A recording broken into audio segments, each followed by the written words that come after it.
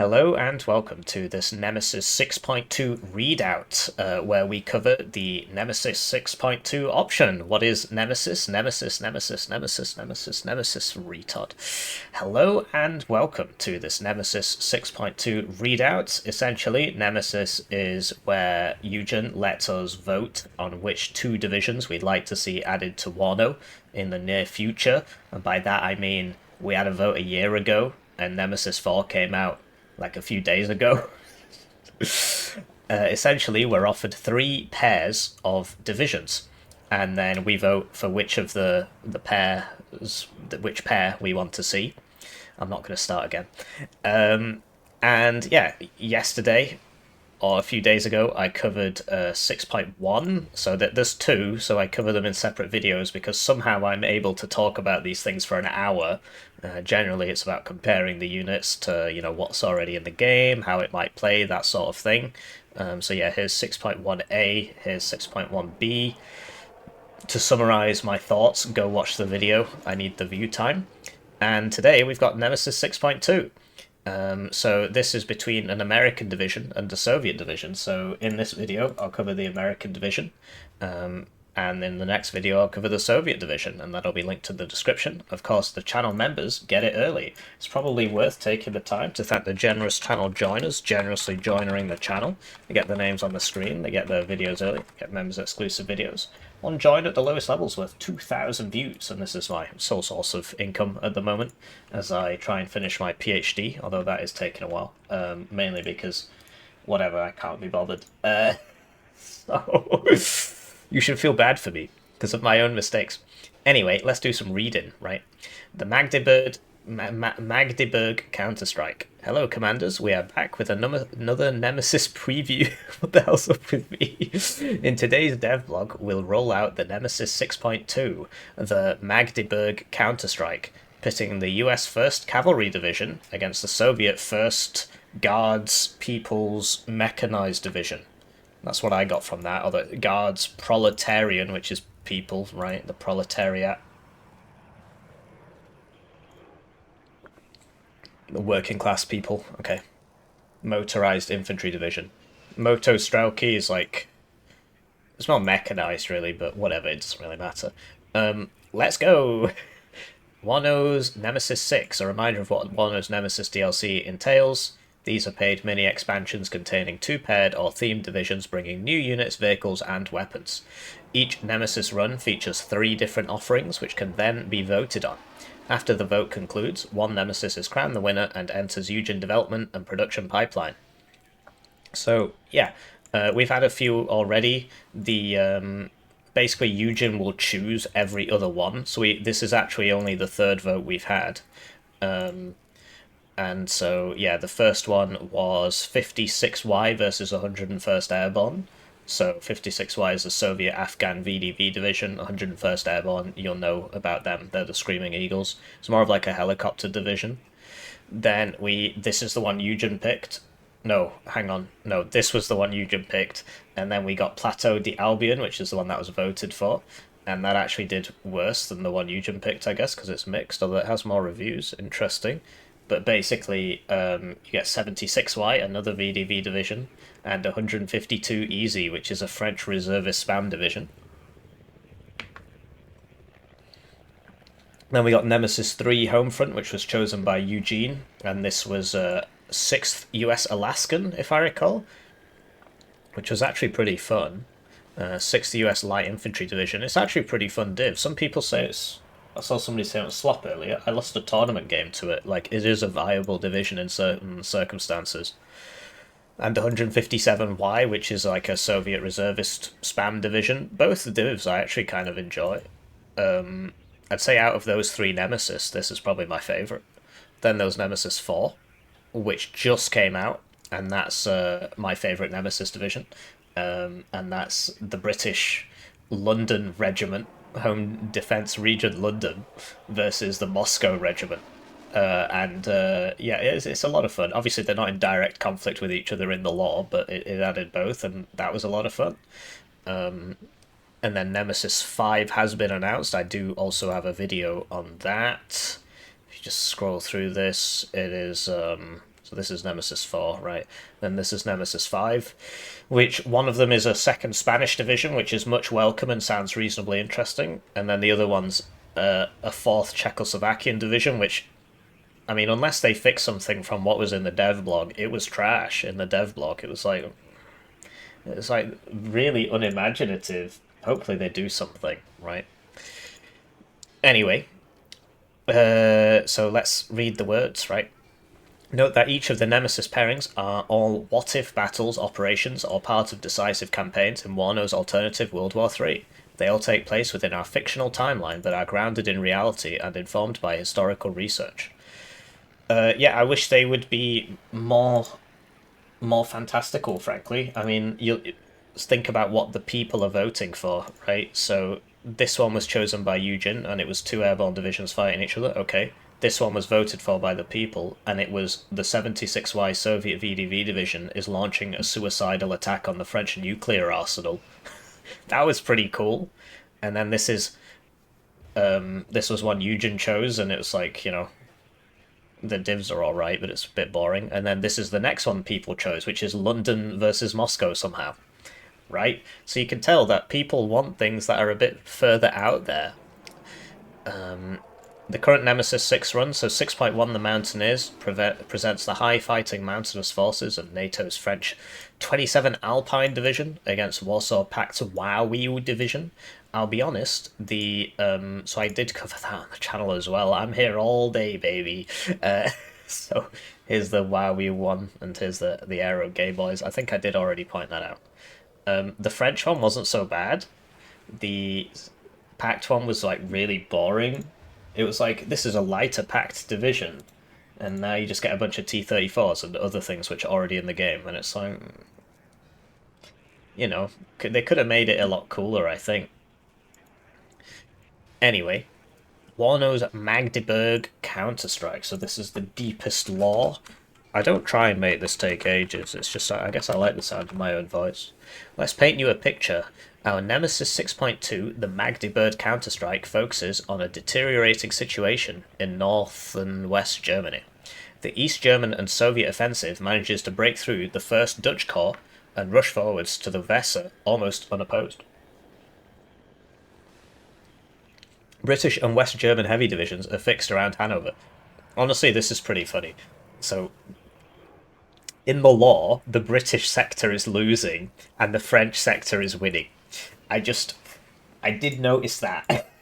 Anyway, it probably makes sense, frankly. I mean, from what I understand from the history, the NATO guys weren't exactly confident in the Dutch people's ability to do basically anything. So, but the French winning in the Alps was. Anyway. NATO did plan for such contingencies and acts accordingly. The newly arrived US Reforger 3rd Corps is tasked with leading a counterstrike against the left flank of the Soviet 2nd Echelon, across the inner German border towards the East German town of Magdeburg on the Elbe. This offensive was to be... okay, we might as well just have a good look at Magdeburg on the Elbe, right? And here it is. So... this is where things are happening. So if you recall from when you were there, like this is the border, right? So the border sort of comes down from here, right, and it divides about to there, roughly. So, Magdeburg, I'll admit they haven't made it very far. If they the Soviets haven't made it very far. Like, where is Magdeburg on this map? Because that's Berlin. Magdeburg should be west of Berlin. They're Potsdam. So here it is. That's it. Wow, I'm a genius. Sorry, I'm not German. Although the Germans are the second biggest audience on this channel. How crazy is that? It's not the Brits. It's the Germans. So thank you, German channel joiners. But I already shilled, so we'll stop doing that. This offensive was to be backed by the British 3rd Armoured Division. I knew we'd see you someday. And the West German 3rd Panzer Division, and targets the regrouping communist operational manoeuvre groups in the area before they can themselves strike a fatal blow against Allied forces. The counterstrike. What NATO did not foresee in our time frame was the speed of the advancing Warsaw Pact forces. This means that the 3rd Corps barely has time to deploy after arriving in Europe. The 3rd Panzer Division is too engaged to redeploy, and the battered 3rd Armoured Division is only starting to extract itself from the Soviet left hook offensive. So this is the Army General campaign, which is already in the game. I mean, I'll be honest, I don't really play the single player. It's hilarious. I've got 3,000 hours in this game, and I just don't play the single player. So apparently I won this one. That's hilarious, man. The only one I played, I don't remember. Well, it says a lot more about me, I suppose. I personally don't find the single player too compelling, but people love it, so, what do I know? Don't let me tell you how to play your copy of the game. However, the Warsaw Pact is also suffering. As shown in Warno Northag, the communist formations around Hanover have been dealt a heavy blow. And that's this one. Right, maybe. Or maybe this one. Oh yeah, that's the Armoured Fury. So it's cool that the lore is moving forwards, because that's something which I've sort of had some criticisms about, is that like we're 4 years into the game, right? The game's been out a long time, and it's like nothing ever happens. Obviously it says 2024, but if you include the early access, it was 2022. So we're almost 4 years into the game. And it's like, nothing ever happens, bro. Nothing ever happens. So this is cool. Things are happening. NATO planners hope, let's not use the word pray, that striking as soon as possible, before the enemy can reorganise, may offset the reduced power of the Magdeburg counterstrike and still achieve a crucial breakthrough. Cool law. Cool law. Sort of spoke about this last time as well, the fact that, so this is law, great.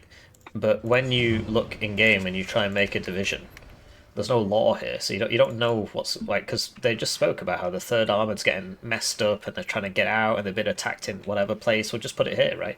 But we spoke about that last time. Anyway, yeah, leading the charge, as is fitting, is the U.S. 1st Cavalry Division. Aren't they the Mel Gibson guys from Wuz Soldiers? I think it might be. I think it might be.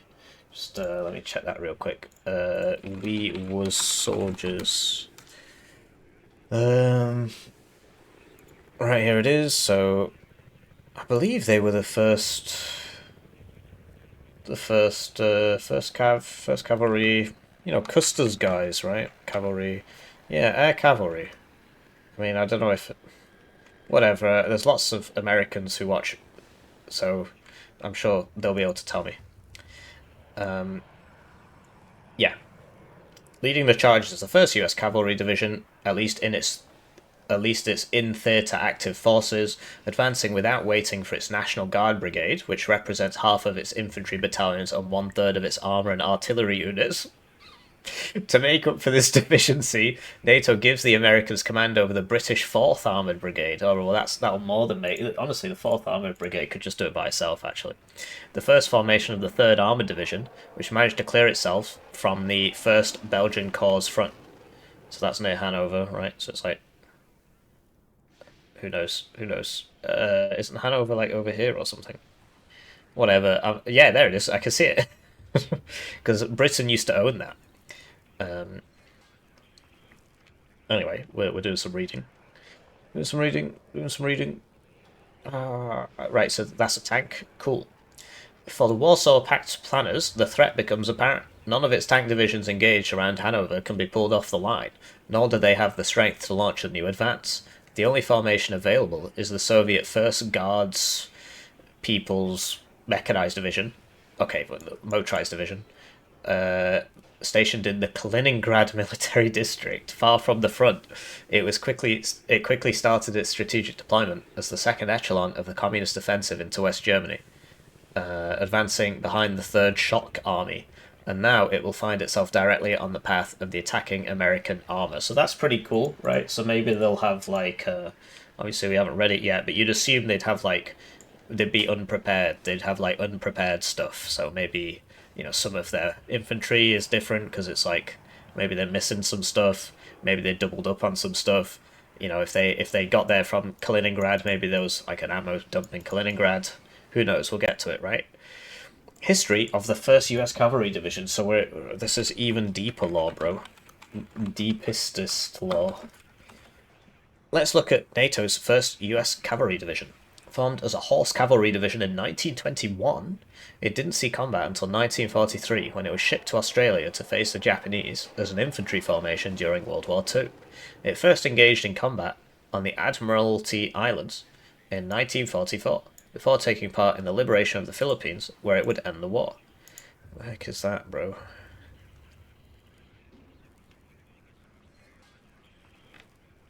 I find that hard to believe. I don't think the Japanese made it that far. What? The Admiralty Islands. What? Whoa, what the hell's going on? Americans and their naming conventions. New York. Here it is. The Admiralty Islands. This seems a lot more like somewhere they'd be fighting over. So yeah, the Japanese, I don't know what the plan was, like attack Australia or something. I'm not really sure what they were doing down here. Because the shipping lanes they needed were... Who knows, man? I mean, obviously they weren't the good guys, so who cares? Anyway, let's have a look.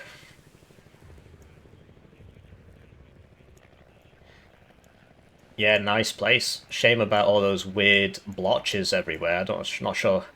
You know, you just sort of keep walking and you end up in the sky. Who knows? Not been to this part of the world. Must be part of the scenery. Anyway, before taking part in the liberation of the Philippines, where it would end the war, obviously we know where that is, and this is some gamers here. That's like an M1 carbine. They call everything M1 as well. Everything's Admiralty Island M1, right? And that's an M1 camera, an M1 bazooka, I believe. Might be some M1 Garands back there. He's using the Mark 1 eyeball. Maybe there's a Mark 1 grenade there. Mark 1 shovel. Mark 1 helmet.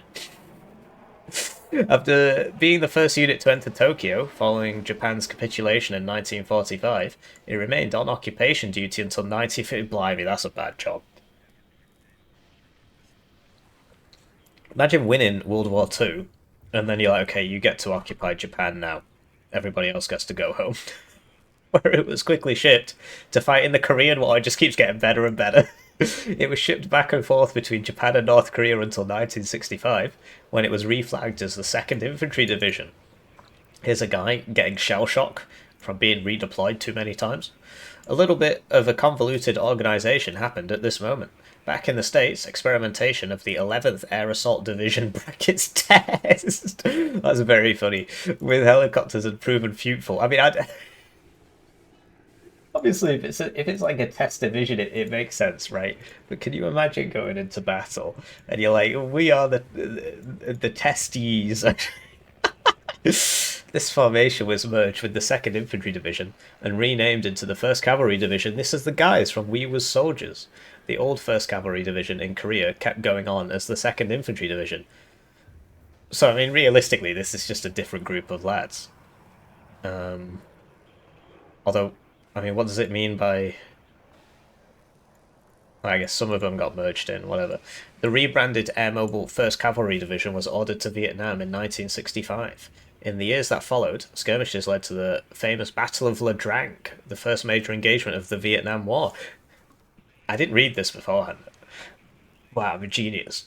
The 1st Cavalry Division remained in Vietnam until 1972, with the horse-branded divisional insignia providing iconic, also reinforced... What? Oh, proving iconic. Also reinforced in the helicopter assault scene of Apocalypse Now. Yeah, I love the smell of napalm in the morning. I like the part where he's trying to make that guy surf while the explosions are going off. I thought that was pretty funny. After Vietnam, the division was used to experiment a new army concept of mixing armour, air assault, and air mobility in the Tri-Cap Triple Capacity Division. A short-lived concept, and by 1975 the formation was reorganised as an armoured round-out division, 2 active duty, 1 National Guard brigade. So what does it mean by round-out? Is it like, so you're active duty and then you go to the National Guard in the same... I don't know if that's how it works in America. Like you do active duty and then you become National Guard. I know that obviously in some places that's how it works, but I think the National Guard's probably big enough that you just sign up to be National Guard, I think. Anyway, this Tricap division, that's pretty interesting. It'd be good in a video game. Armor, air assault, and air mobility. So what does it mean by air mobility? Because like maybe it's like airborne, right? But well, I don't know what I mean. So you can airlift everybody, but then like so it's like tanks and helos. I mean, to be honest, that's very similar to what we actually have in game in the second UK Infantry division. But you don't get that many tanks anymore because it was OP as it was very OP. So they had to remove some of the tanks. Um, and now you don't really see second UK that much. It continued to be used as a testbed for new doctrines and equipment. Stationed in the United States, it was earmarked for deployment in Europe as part of Reforger, and as such took part in many such cases of strategic deployment exercises. My goodness, the law, the law. The US 1st Cavalry did even deepest law, bro. 21 minutes. A word on the 1st Cavalry Division's equipment in Warno. Since the division would deploy to West Germany and take from Pomkus depots, they don't seem to be explaining what that is. Oh, okay. So basically they kept a lot of stuff in West Germany so that they could... Ah, right, so you'd only have to send the people and then the tanks are already there.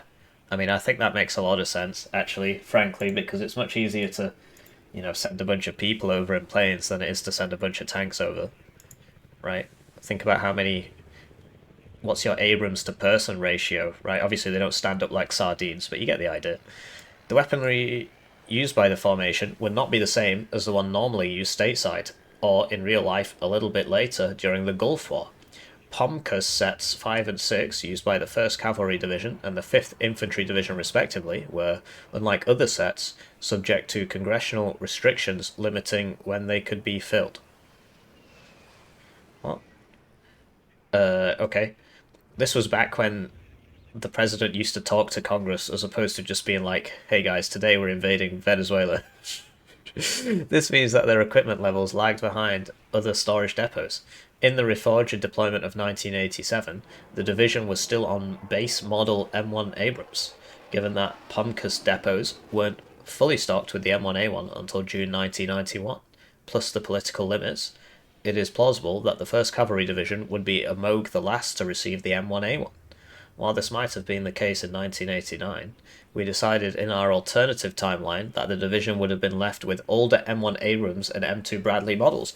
That's really interesting, because there are no proper M1 divisions in the game. I mean, you can play 8th US as an M1 division, but it doesn't come with any Bradleys, right? And you can play as a thing.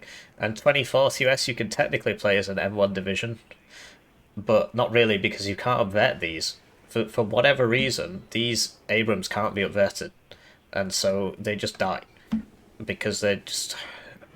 It takes like 7 minutes to get your cohesion back, and you lose your cohesion very, very quickly. Sorry, somebody just told me they're remaking Stargate. Do you remember that? You got Daniel Jackson, and he's like, I'm a doctor, I don't want to hurt anybody. And by season 10, he's like, bro, send me the enemy. He's like absolutely jacked. He just goes around beating the crap out of everybody. Really good series. Anyway, completely off topic. This is good, because, yeah, like I said, I think in 8th you can probably bring 2 cards of this, and you can sort of build it around the M1 if you want. But I tend not... You don't get that many tanks, for starters. And I actually don't do that. I just go M60s and CEV straight into M1A1s. Because this is nice in the early... And it's kind of hard to fit this in. I mean, obviously you could just do that, but... and with 24th, the M1s are just... Nobody brings them, because you can't vet them, and they're reservist. So, they just die. I mean, the armor's nice, but they just die, bro. Because it takes 7 minutes for a unit to get its cohesion back from 0 cohesion at no vet, and reservist means that you take like 50% more suppression, or it might be 100% more. I think it's 50% more. Either way, you lose your cohesion really fast, and you don't get it back for ages. And so what you have to do is kind of like run a CV with it. But what ends up happening is people just bring as many meeps as possible and just run it like that. And You know, maybe something like that, right? So you just don't bring it. So it'd be nice to get a proper M1 division. I think this is good.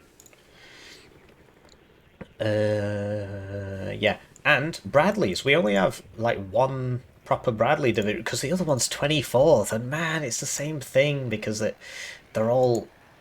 I mean, it's just not a good div. I mean, the only two Bradley divisions are this div, and like obviously you get Recon Bradleys a lot, like in 8th and in 11th ACAV, but it's just this div and 20 and third armored, and it's kind of it's a shame, you know. I want to see more Bradleys basically because yeah, once again you got this whole reservist slop thing going on, and for whatever reason you can't upvet these, but you can upvet the ones in 35th.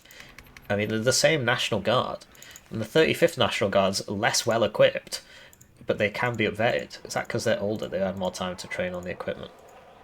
But they don't get the Bradleys, but you see that the rifle, you know, they can be upvetted, the guys, the boys, they can be upvetted. 12-8, interesting. And like the tanks can be upvetted.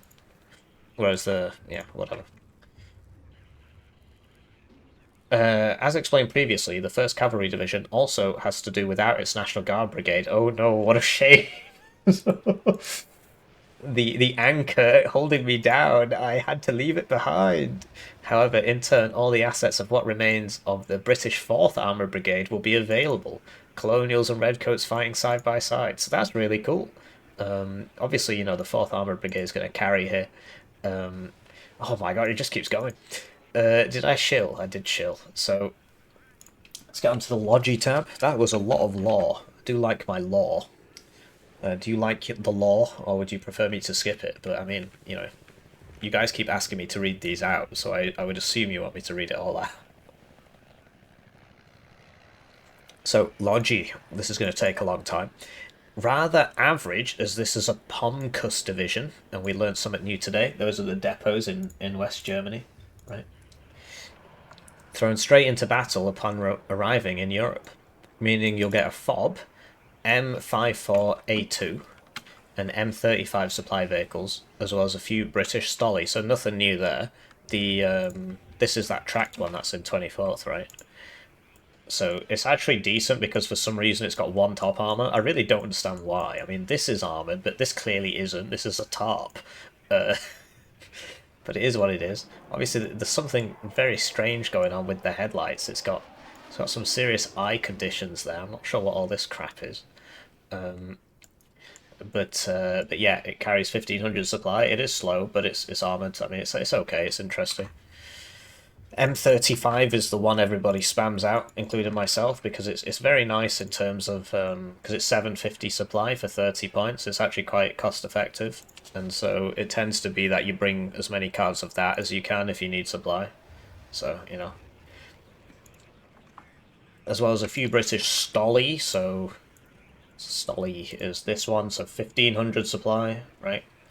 And so this is like the M48 but wheeled. Oh, what the heck was it called, man? M548. 548. At least they're not calling it M1 again. So the Stolly is less armoured, but it's faster. So I prefer the Stolly. Also, it's amphibious, which doesn't really matter in this game, unless you're on Mount River. But yeah, I mean, it's something. There's no thin rivers in this game, and it was posted on the official Eugen Discord. The reason why that is because there's a problem with the maps, where when you zoom out, because it simplifies things when you zoom out, all the thin rivers just fill in. So they just don't have any thin rivers in their maps. A few custom maps have thin rivers, and sure enough, when you zoom out, they all just disappear. So, it'd be nice if they could fix that, because amphibious in this game is kind of useless because there are no places to use it. Because either the river's massive, in which case you're just exposing yourself for ages, or it's just, you know, it doesn't exist basically. Command vehicles are the American M2 Bradley CV, which they've marked as new. Is that because it's not the M2A1? Because like new units are marked in italic and bold. So is it because it's not the A1? Now the big question is, what is the A1? What is the A1, right? Bradley upgrades and variants. Because, like, what is the A1 upgrade? Sorry, wasn't visible. Bradley M2 versus M2A1. The M2A1 has an improved tow. Although this is AI overview, so it might just be wrong. It's better against biohazards, and it's got a better fire suppression system. It's a shame this sort of thing isn't modelled in the game, because like blowout panels, fire suppression systems, they should basically just make that give a unit more HP. Right, that'd be cool, but it would change a lot of things. Basically, it would make the NATO tanks have more HP, which I think would be an interesting dynamic, rather than all tanks get 10 HP, 11 if you have ERA. You know, if you have blowout panels, you get +1 HP. If you have a good fire suppression system, you get +1 AP. If you have all your bullets on a carousel in the turret ring, which blows up as soon as you get penned, you get -9 HP. You should just have 1 HP. Not sure how the Pactides would feel about that, but you get the idea. So I'm not sure what it means by this. It'll just be presumably this, but with an ITO. I hope it's not a TOW 1. But there are actually there are Bradleys in this game with ITOs, right?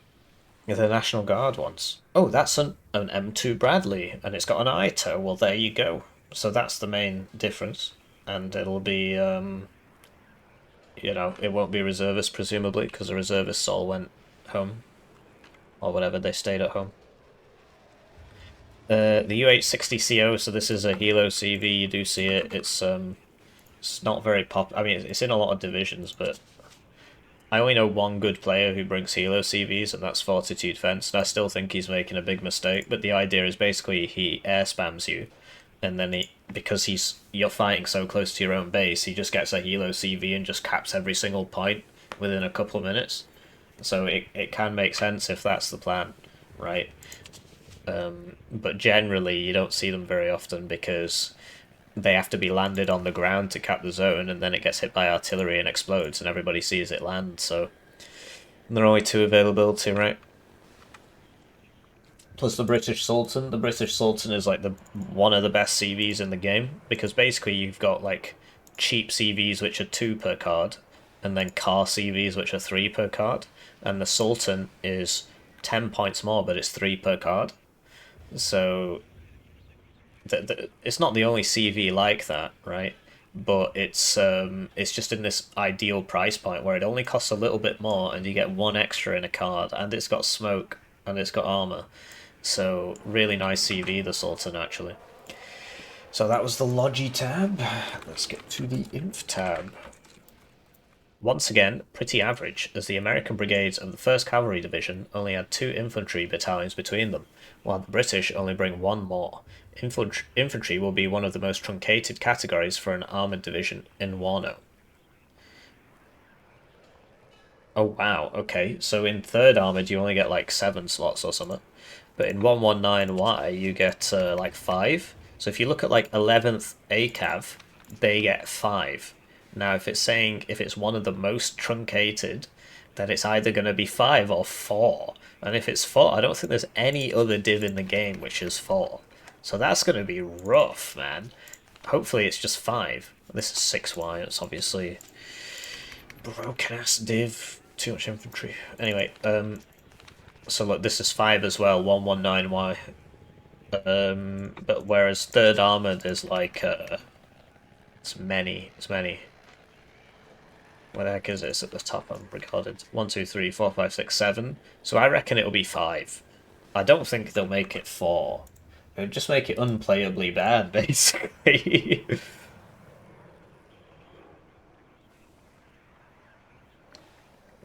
All Cav infantry models will sport the division's famous shoulder patch.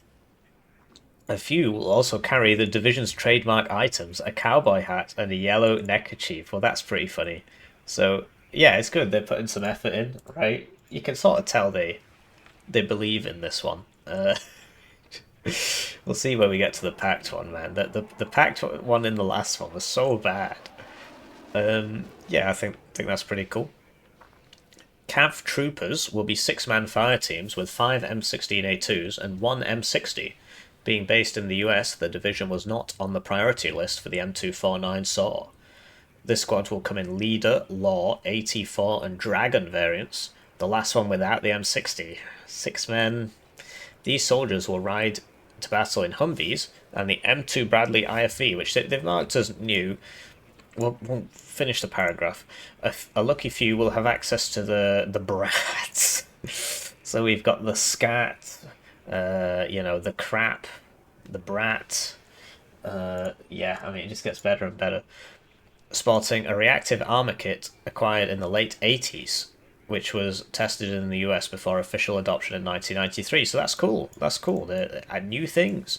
So let's start at the beginning. Cav troopers sound a lot like dismount troopers, which are in 11th ACAV.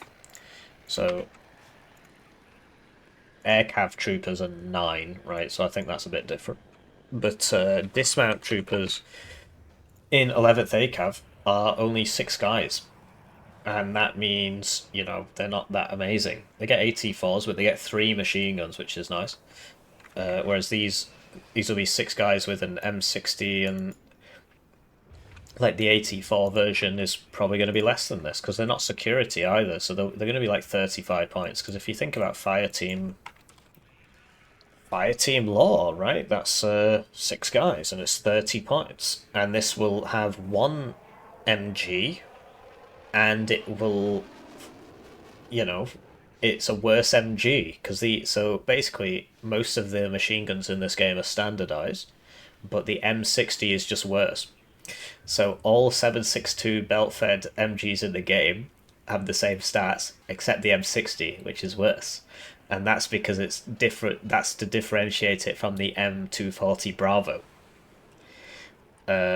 Whereas I don't think any other nation has like 2 belt-fed 7.62 MGs. The Soviets, they get the PKP and the PKM or something. And they're basically the same thing. Somebody's going to be upset that I said that. Anyway, it's going to be like 25 points. Because it's this, but with 1 less MG and not reservist. So it's probably going to be 25 points. Then you've got to think about the availabilities. Fireteam Law is like, it's pretty high availability actually. 9. Which is still less than Mott Schutzen, which is 10 for who knows what reason. Yeah, so it's going to be 964 most likely, right? So, yeah. And then the AT4 version is going to be like Fireteam AT4, but without the M249, so it should cost 30 points. Although, because of the price compression, like losing 1 MG does matter. 1 MG is like two rifles, but you gain 1 rifle, so it's like losing 1 rifle. So would that justify 30 points? Kind of hard to say. Because, like, if this was 25, then this would be 30, right? Because, yeah, we'll have to see. And then Fireteam Dragon, 6 guys with a Dragon 2. But it'll have 1 less MG, so maybe it'll be 35 points. I think it should be. Also, I don't really understand why this is, like, less availability when it's already more expensive and, well, whatever. And the Dragon doesn't even have the M60, so that's definitely going to be cheaper. It's definitely going to be cheaper because it won't have any MGs. Just have 6 rifles and a Dragon 2, so that'll probably be like 30 points. Or no, it'll probably be 35 again, won't it? Yeah, probably. So it will probably be 25, 30, 35, but who knows? They might just make them the same price. Because this is already quite a cost-effective squad. Because, this is 25 and it's reservist. Although reservist isn't as bad as it used to be. Yeah, interesting. These soldiers will ride to battle in Humvees and the M2 Bradley IFV, which is already in the game, but it's in the game as a reservist thing, so it's this. But this won't have the reservist, so that's interesting, right? So even if the squad costs 25, this will be 65.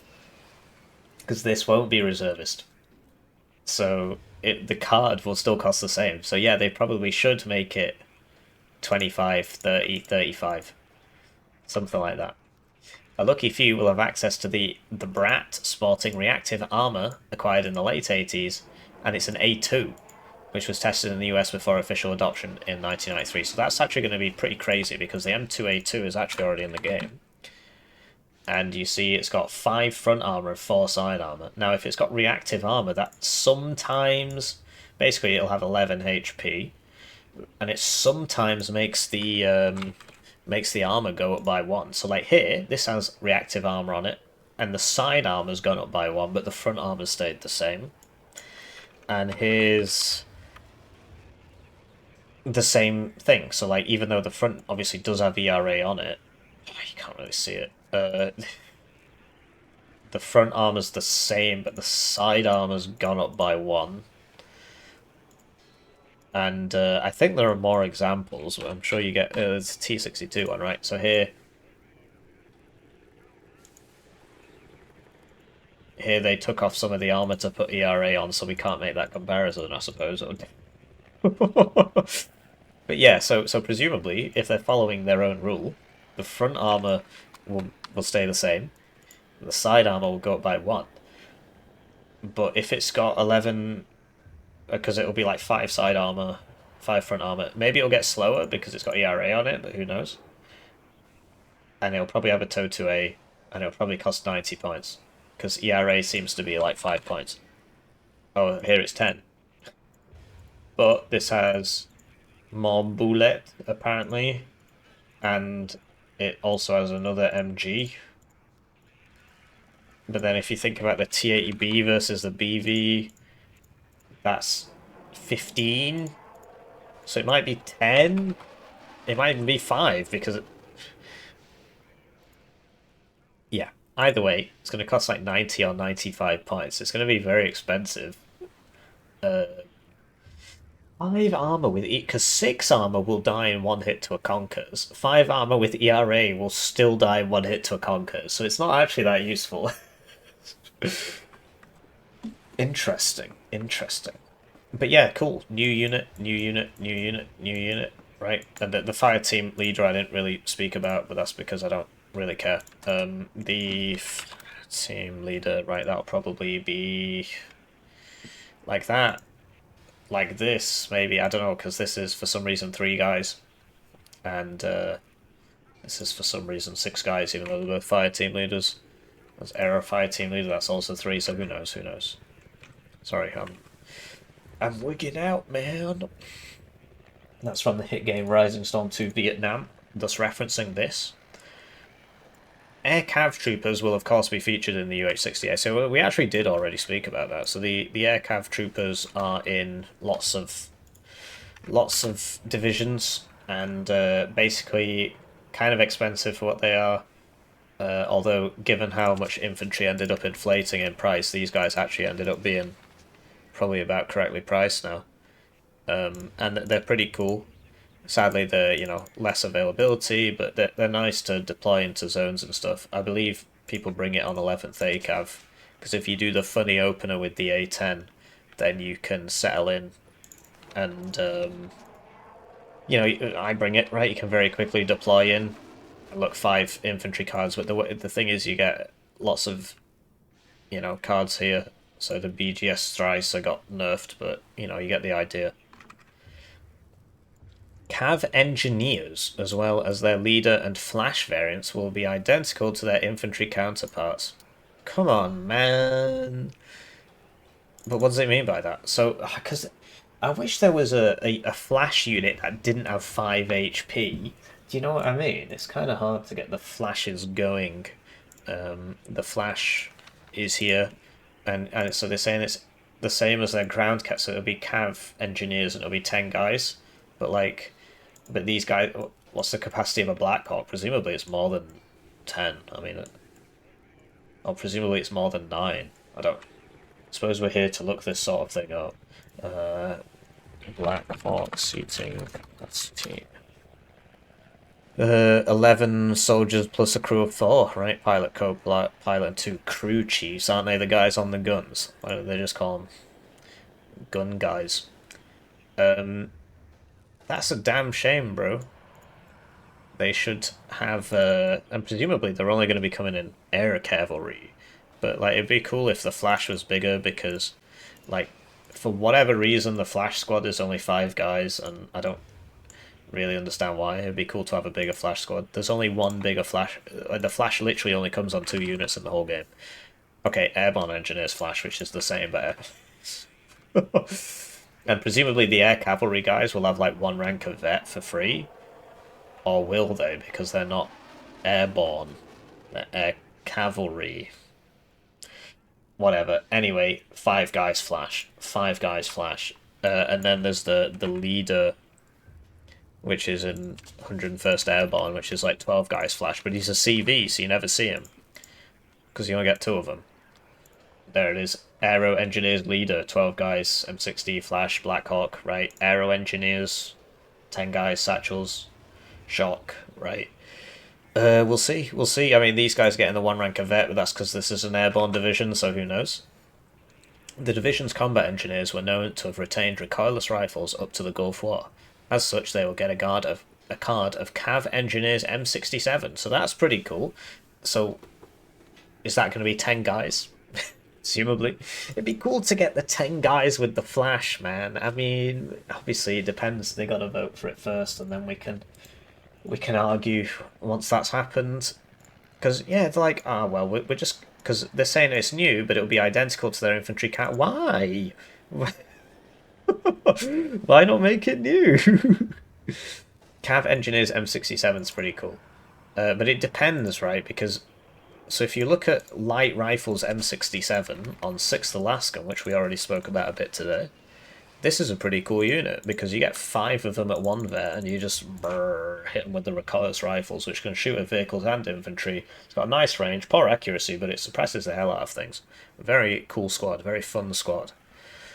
But then you look at 35th, another division we've covered today, and these guys, for whatever reason, just get an absolutely AIDS vet curve, and I just don't understand why. You get 4 of them at 1 vet. Why? It doesn't make any sense, because... Like, this is... Like, what's the difference here? This has shock. So what? So it has to have 2 less availability?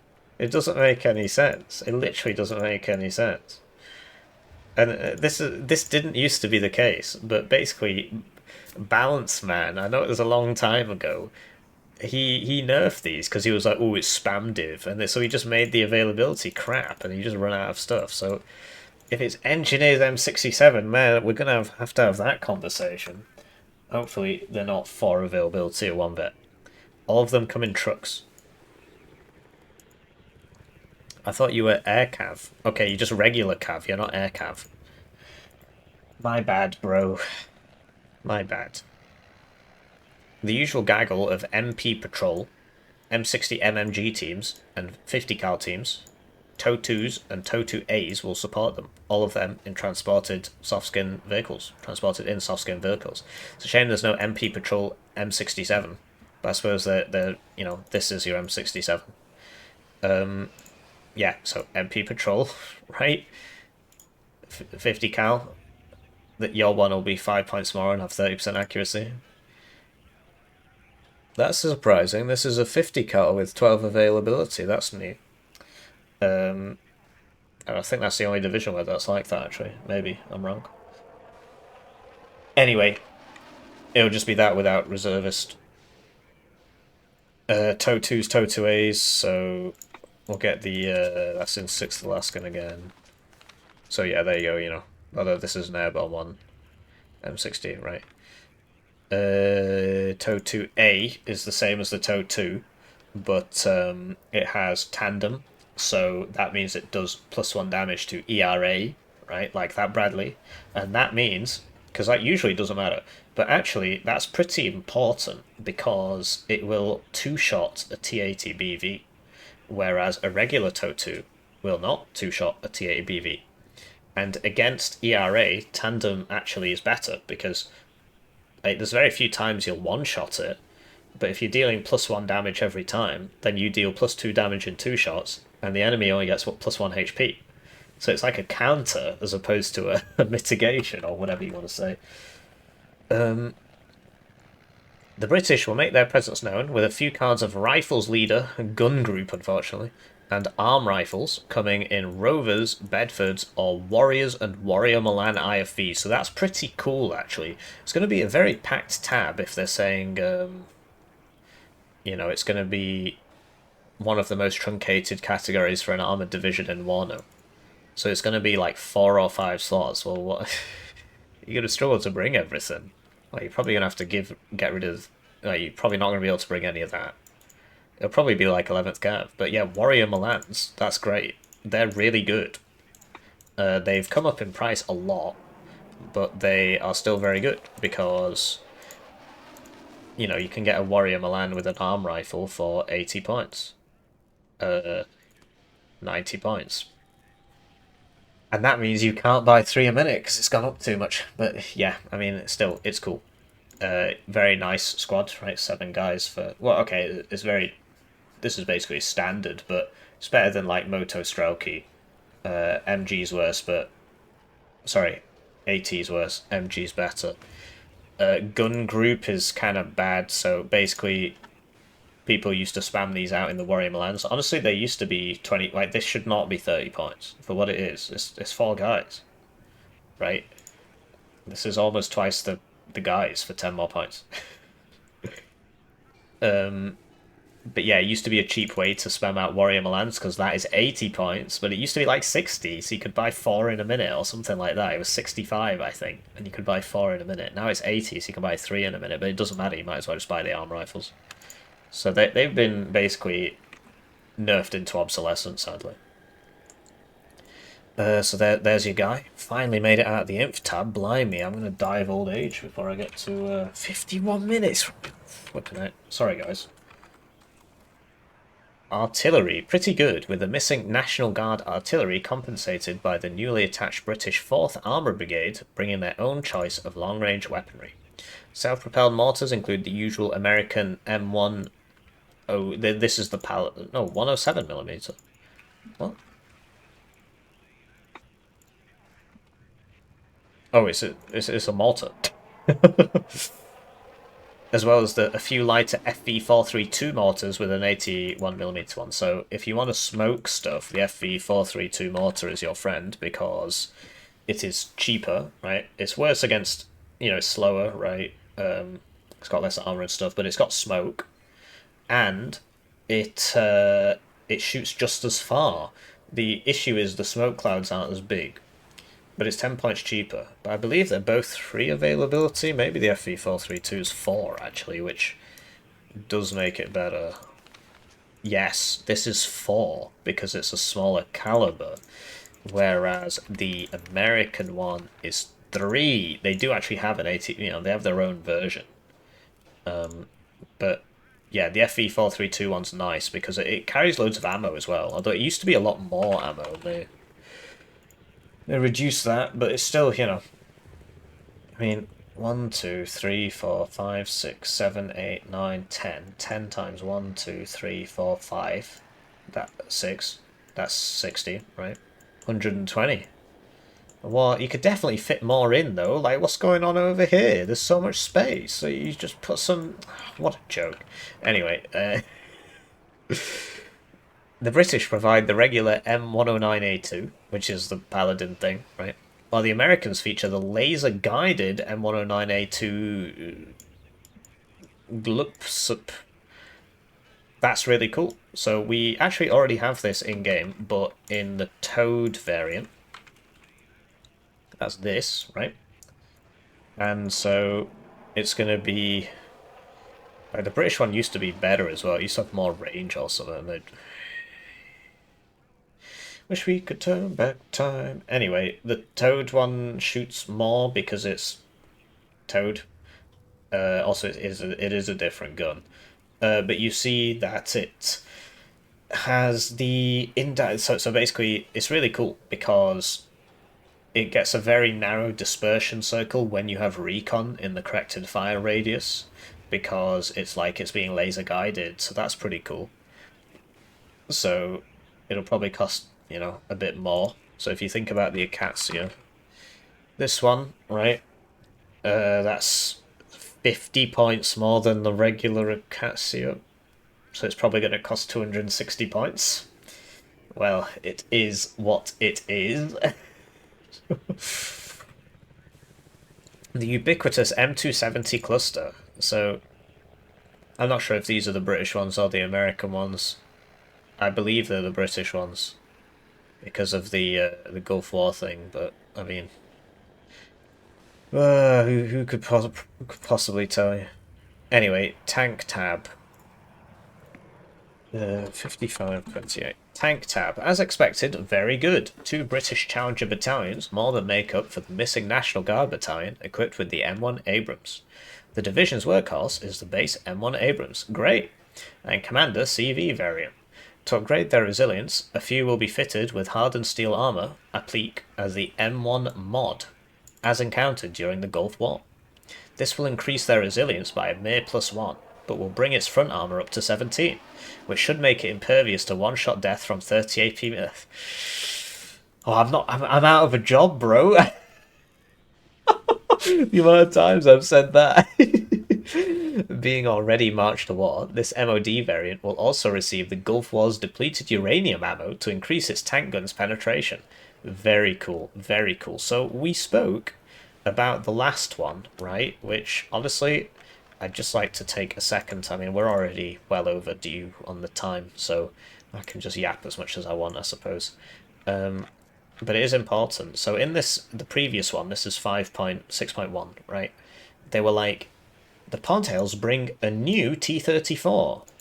We made it exactly the same as the old T-34. The 9th ZMech brings the new T-55U. We made it exactly the same as the T-55A. And it's like, come on, what's the point in putting something new in if you're not even going to jig up the stats a bit? Just make something up. You know the war isn't real, right? And so it's great to see. I mean, I highly doubt they have taken that feedback. I don't know who would watch these hour-long videos several times a week. But it's great that they've done it this time. So it's an M1 Abrams, but it's a bit different, right? We added something else. We just changed a couple numbers, and then, you know, the law can explain the number change, not the other way around. You know, the law explains why you can't have new things in the fake war. So this is really cool. Because, yeah, if you think about the M1 Abrahams, right? And we'll speak about the ammo as well. 16 armor means it gets one-shot by 30 AP missiles, which is every single AT playing in the game, bar 2, right? I mean, you can just believe me, bro, but I can show you. So, 30, 30, 30, 30, and it just keeps going. There's only 2 that aren't 30, and it's this one, which you just never see, and this... the T8M, where is it? And this one, which for some reason doesn't have AT on the end, which you also never see. But the one on the right you really never see. So, great, because this is a helicopter missile anyway. Yeah, it's very important to have 17 armor, which incidentally is the armor the T-72M1 gets, which is why it's an extremely cost-effective tank, although its price has been going up, so you know, it's totally tubular, as they say.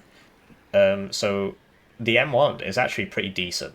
It's actually really decent. It's just, it's hard to, because the only div you can really bring it on properly is 8th US, at which point you can just sort of skip it entirely. But I have played against people who bring the base M1 and they get a lot of value out of it because it's got a nice vet curve, 642, and it's got 7-side armor, which means it survives a Conker's side shot, and Conkers are extremely common, right? BMP2s, even BMP1s get them. Basically, almost half the divisions in the game get Conkers, right? And a lot of divisions get an ITO, which has the same pen. So you can survive a Conker's side shot. And it can survive like an Applas side shot, I think. No, an Applas is 21. It can survive a Law 80 side shot. Yeah, very cool. And it goes super duper fast, right? Because it's... who knows if this will be 65, though, because like they're putting a bunch of armor on it. It's like this, you'll notice. They strengthened the turret apparently. Anyway, 17 armor, right? Does it say anything about side armor? Its resilience, so it probably will have 8 side armor, which means it'll survive an Applelas side shot, so that's pretty cool as well. Yeah, so it'll have like 8 side armor, right? How much will it cost? Will it still have the same availability curve? That's the big question. It probably won't, because the Meep doesn't. So if it's got 8 side armor and 17 front armor, right? The other thing is, because this goes 4-2-1, whereas this goes 6-4-2. So it'll probably go 4-2-1. The other thing is they said it will receive the Gulf War's depleted uranium ammo to increase its tank gun's penetration. So this is 120mm and it does 20 pen, right? And all of these are 105 and they all do 17. But there is a 105 which does more, and that is this French gun. And also the other one, the Brennus. This is a made-up bullet, but who cares, right? I want to see new stuff. I'm glad it's in the game. And so you can assume 105 depleted uranium is probably going to be 19 pen at max range. So it's going to be a very scary tank. It's going to be better than a Meep, because like the difference between 17 armor and 18 armor doesn't really matter. And you've got 2 more pen.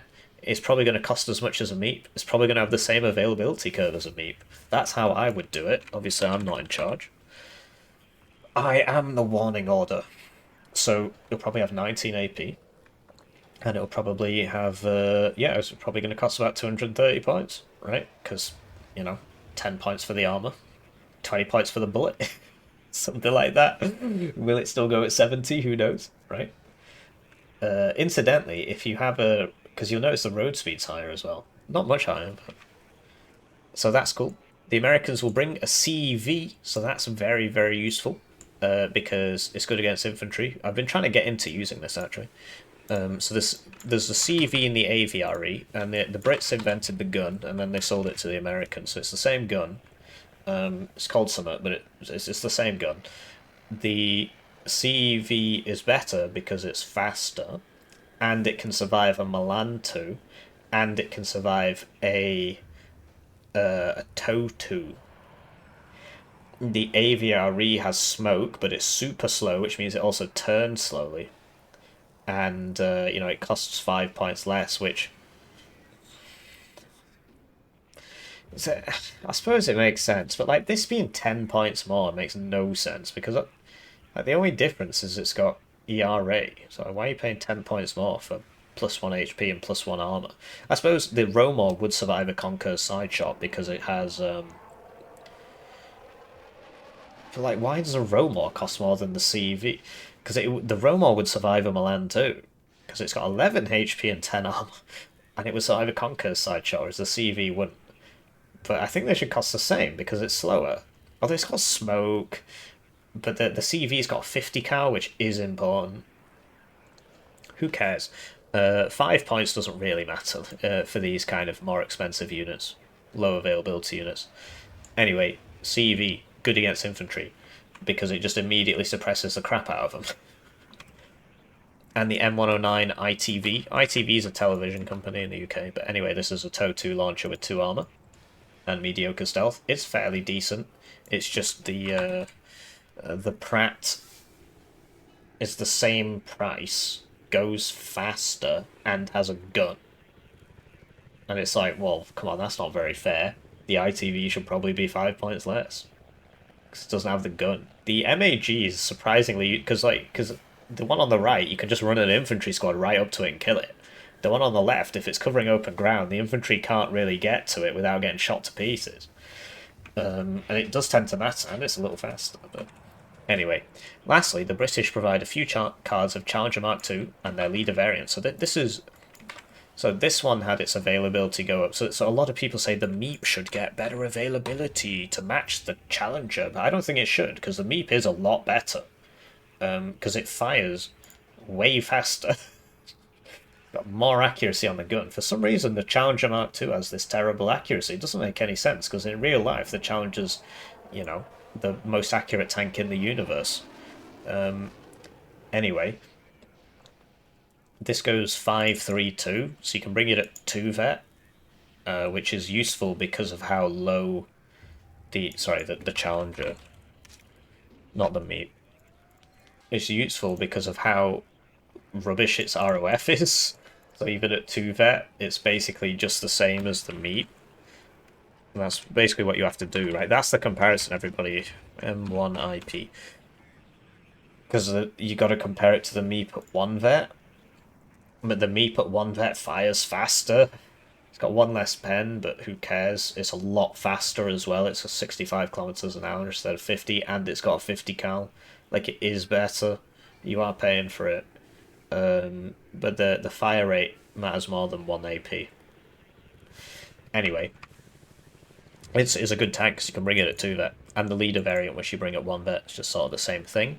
So, like, that's really cool. So you get a new tank, a tank that you don't see very often, sort of British-American mix. I think it's really cool.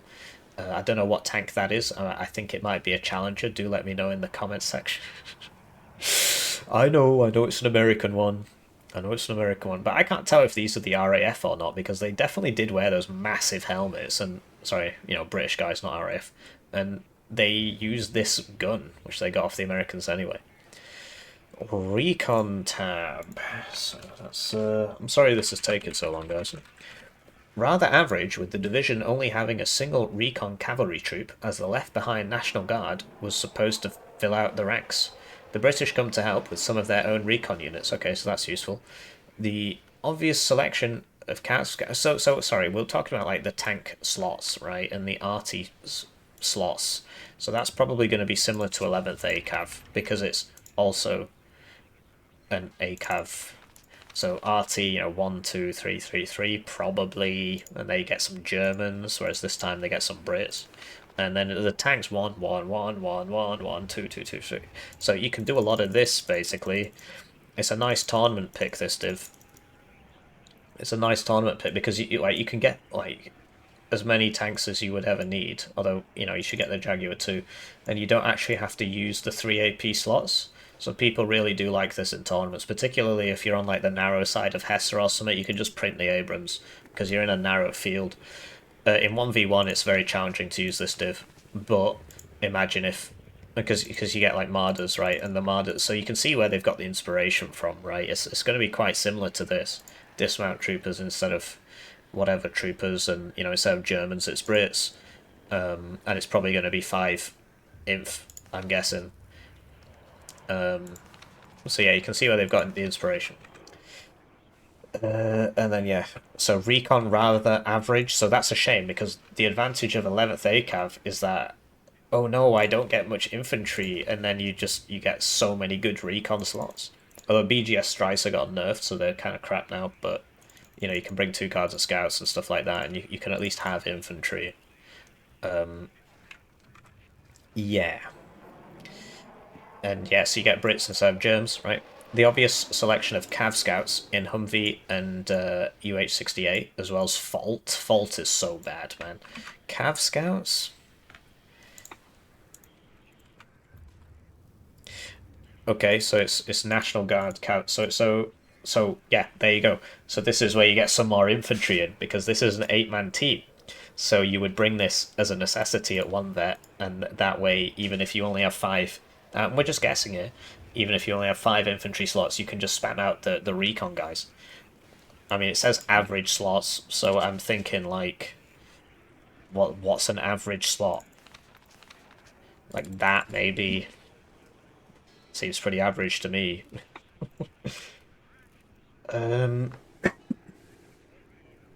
So Cav Scouts. So that's technically a new unit, so I'm surprised but like Alaskan Cav Scouts get recoilless rifles. I doubt it's going to be them.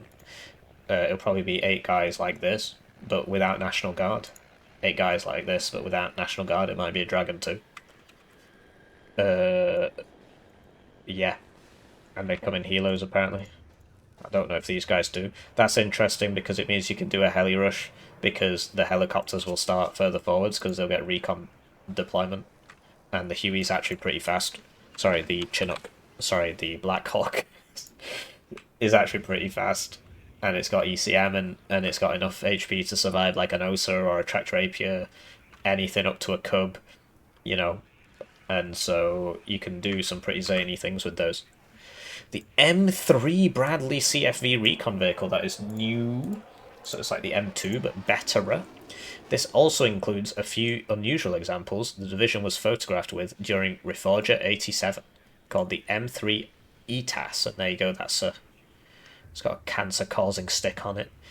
These are regular M3 Bradleys with the advanced thermal and daylight sight system from a Kiowa installed on a flipping stick. Oh man. Since this mast blocks the reloading hatch of the ATGM, the vehicle is restricted to a single volley of ITO missiles, but in exchange receives exceptional optics. So that's pretty funny.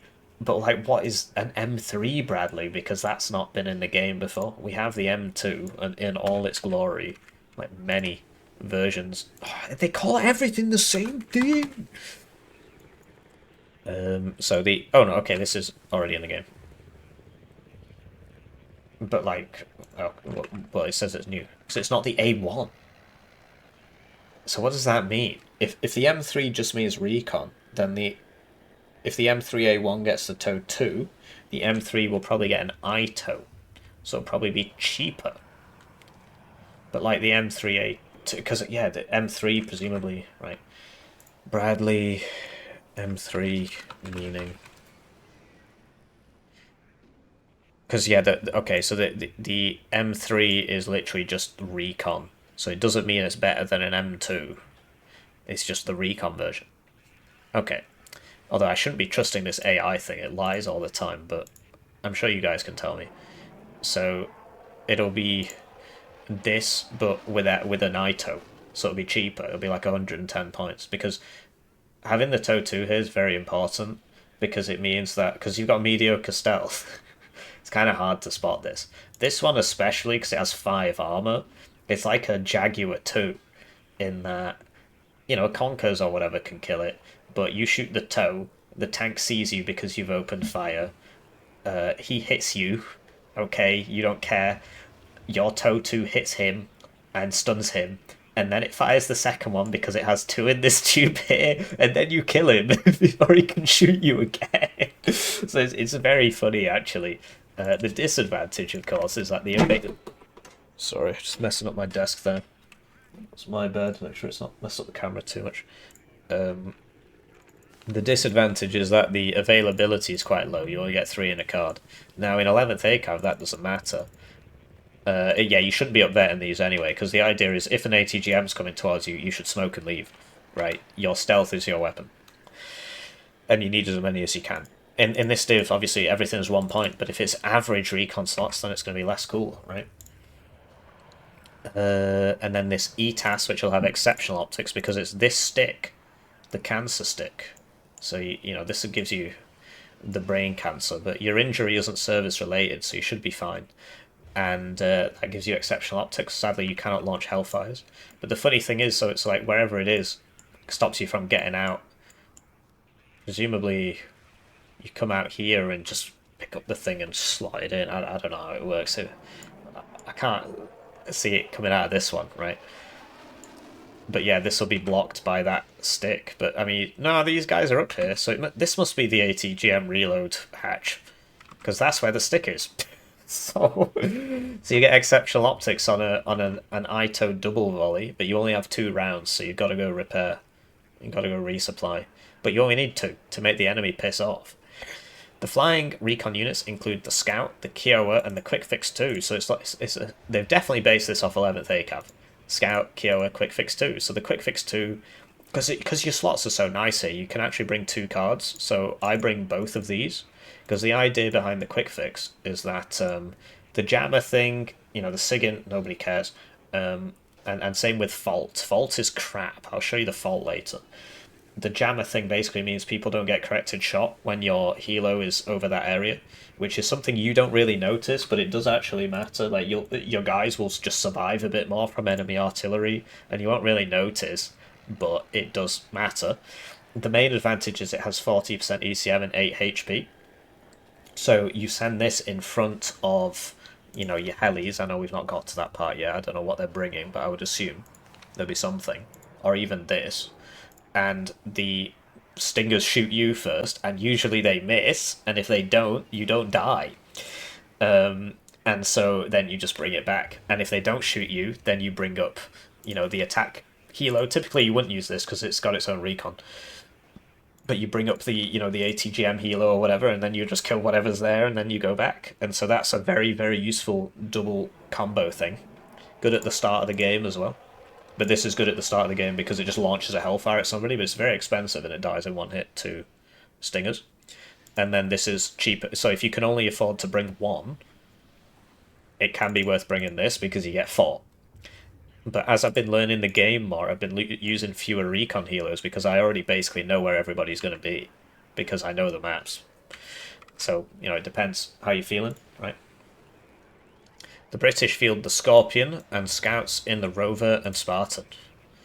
Well, the British come to help with some of their own recon units. Well, I mean, no scimitar. Can't have everything, I suppose. So the Scorpion is bad, sadly. It should really have more availability. It's only got 5 availability, and the gun is very bad. So, yeah, I mean, it's... You're probably not going to be... I mean, it's 40 points, right? So that's nice. And the Scouts...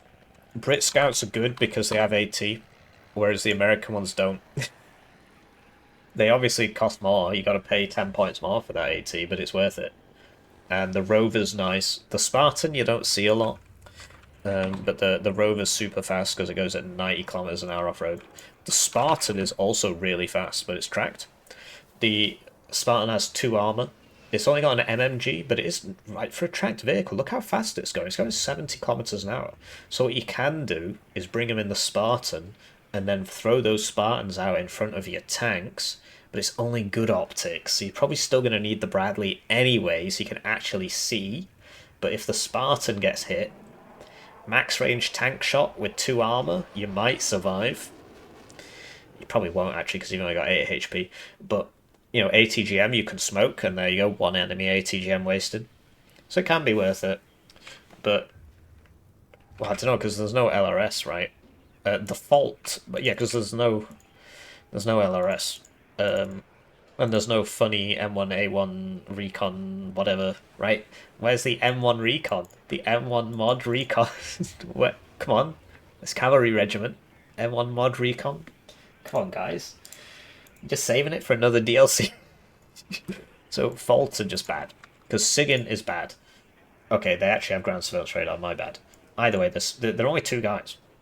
So they just die. AA. Almost there, guys. This has been the longest one we've done so far. Pretty good, with the full anti-air defences complement an American armoured division would receive, plus a few British extras dragging everybody down. The 1st Cavalry Division was historically one of the first to receive the Avenger, which it operated side by side with Vulcan and Stinger units. The Vulcan being the VADS, or... What's a Vulcan? I mean, I assume it's the Pivads. So that's a Vulcan cannon. But, you know, presumably, right? There's also just the regular VADs, or like the CS. Yeah. Which is a Vulcan without the accuracy, so who knows. The latter were known to be transported in M2 Bradley bus. Oh, it's the one off. It's the one off Broken Arrow during the Gulf War.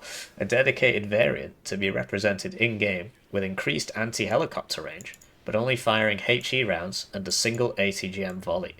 So that's pretty cool, actually. So that's an anti-air Bradley, and yeah, it's in Broken Arrow, so I might as well just show you that. I mean, we're here, right? I think I might have to update my Broken Arrow, though.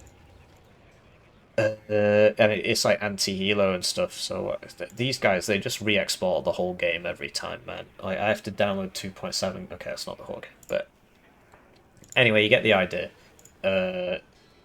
This is going to shoot better at helos, so if you think about the actual Bradley, Bradley, right? Bradley against helos is already 1500 meters, which is pretty nice against helicopters, actually. So what does it mean by more range? Is it just going to be 1750? At which point, not a big deal. But if it's going to be like 2100 or something, like the VADs, the CS, whatever, that's interesting. Huh. Is that one tube or two? I've literally never used that. Anyway, Bradley. So you see, if it goes at, well, okay, 2125 or whatever, and maybe they let it shoot at planes as well, it's going to be pretty cool. So lots of new units in this one. Dedicated, but only HE rounds, so it's not got any AP, and it's only got 180 gem volley. And the British will provide a few useless javelin LMLs, as well as tracked rapiers, so you're just never going to bring these, man. You're going to have the Avengers, and the Stingers, and this Bradley thing. But yeah, who knows? I mean, this basically, the tracked rapier needs to be 5 points cheaper. Anyway. Helis.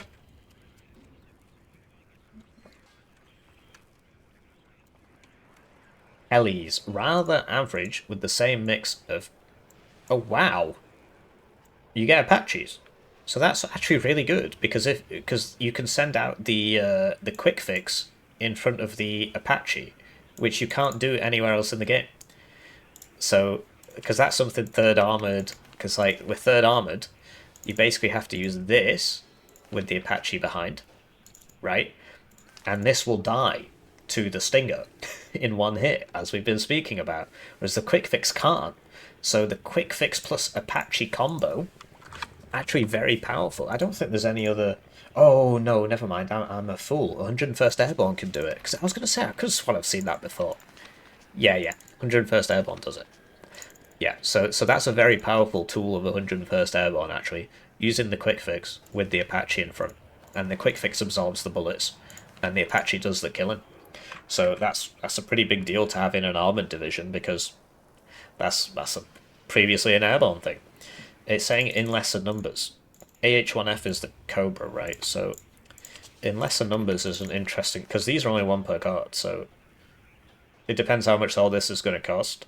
Keep in mind that you're going to probably have less infantry units than this. Actually, yeah, that's a good point. Like, it just feels like third armoured, on paper, is getting a better slot cost distribution. From what's been said, I mean, it says most truncated thing ever, but that would assume it'd be like 11th ACAV. At which point, maybe the tanks will be cheaper. Who knows? Anyway, yeah, Tow Cobra, regular Cobra, Apache 80 gem. It's saying in lesser numbers. I mean, that could mean anything, given that, you know. Air. Wow, we've got a Google image. Honestly, I'm sorry this took so long, guys. I do need to learn how to cut this down, but it's exciting, and there's something actually worth talking about. So I talk. As the spearhead of the Magdeburg counterstrike, the 1st Cavalry Division will get ample air cover both by the USAF and the RAF. The RAF, of course, being the better one. So that's where all the slots are going. Because if you're not getting if you're getting worse infantry and worse helicopters, and not significantly better recon or whatever, then I guess it's all going to the air. So if you think about this air tab, it's going to be better. 1, 1, 2, 3, 3, 3. Compare that to 11th ACAV. 1, 1, 1. Yeah, so it's going to be more like 11th ACAV basically, but apparently with fewer helos. I mean, there's plenty of helos there, so I think you'll be alright. Yeah, let's find out what we're bringing. Air superiority will be the focus of the RAF. And they don't even get tornadoes. I was just plugging the RAF here, and they gave him the Phantom. The Phantom FGR2. Hooray! Is this the new one that came in Nemesis? Yeah. So basically, it's not that great.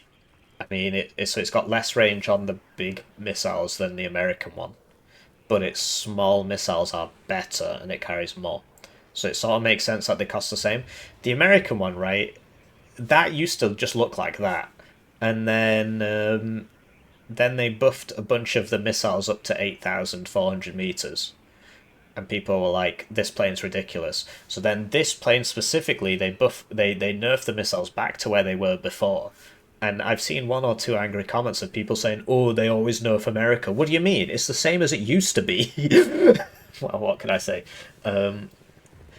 Anyway, the Phantom FGR-2 isn't very good against planes. So that's a big shame, actually. The American A10 will serve as a ground pounder, so that means you can do the funny opener, right? Quick fix A10 Phantom, quick fix A10 Phantom air cav or cav scouts in the helos. So you can air rush people, so that's going to be very funny.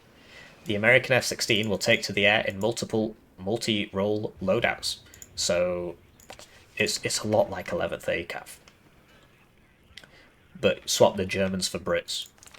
So, I mean, depends how overboard they want to go, but these guys have all of the A10s and all of the F-16s, so this one is really good at close range. This one is actually a very powerful plane now, ever since these missiles got buffed. And the price came down a bit, I think. This one is a really nice AT plane. This is really good. Not big, so these two bombs won't one-shot a heavy tank. 2 armor you can probably kill, like a medium tank, like a Chieftain. But 3 armor, like a T-72, top armor, you probably won't kill it. The advantage is it reloads in 1 minute. And it also doubles as like an anti-helo kind of air superiority thing, and it's got decent ECM. This thing is bad because it takes 6 minutes to reload and the bombs are tiny, so they don't do anything. And then this thing is seed, and this is like one of the best seed planes in the game because it's got very nice flight characteristics, and it also doubles as anti-plane, right? So you can use it as anti-plane because of the mega missile, and the missile, the harm is pretty good. And the LGBT you don't really see so often anymore since they got nerfed so much. But it drops one at a time, but it won't one-shot a heavy tank. And it's only one per card, which is kind of a shame. But, it is what it is. So it depends how overboard they want to go. Like, there's so many F-16s, because there's also an F-16 HE, which is actually good, that the Americans get. Like the Cluster 2, with lots of bombs. It's a one-shot heavy tank, but it's got a 4-minute reload. This is the small bombs again. Oh, I think it's this one. Yeah, because it's got 4 big bombs. So even though... So if you think the payloads... Like, the one on the left, I think, has a bigger payload, right? Because that's over 2... Yeah, it's like 2.5 tons. Or 2.5 megagrams. And the one on the left is 2,000 kilograms. Sorry, the one on the left has 3 times the reload. And because the bombs are smaller, they're not as effective. And it costs more! Oh dear. Anyway, finally, brought over with the Division Strategic Redeployment, a few of the 14 existing examples of the YCQM152 Pave Tiger EW drone. These UAVs were designed to suppress enemy air defense systems, but the program was cancelled in 1989. That's very funny. So the drones are already a pain in the neck for enemy stuff, right? And now you've got a drone that's actually an electronic warfare drone, so it's probably going to be even harder to hit. And you have M270 artillery, and you have laser-guided paladins. So you fly over the funny drone, and then the F-16 messes you up, and then the copperhead round hits you, or the cluster round hits you. Yeah, interesting. So now we'll get to the summary. So the 1st Cavalry Division, although a lighter American Armoured Division, brings some unique systems being tested at home, or which emerged later in the Gulf War. While few, the British bring some additional firepower and unit diversity.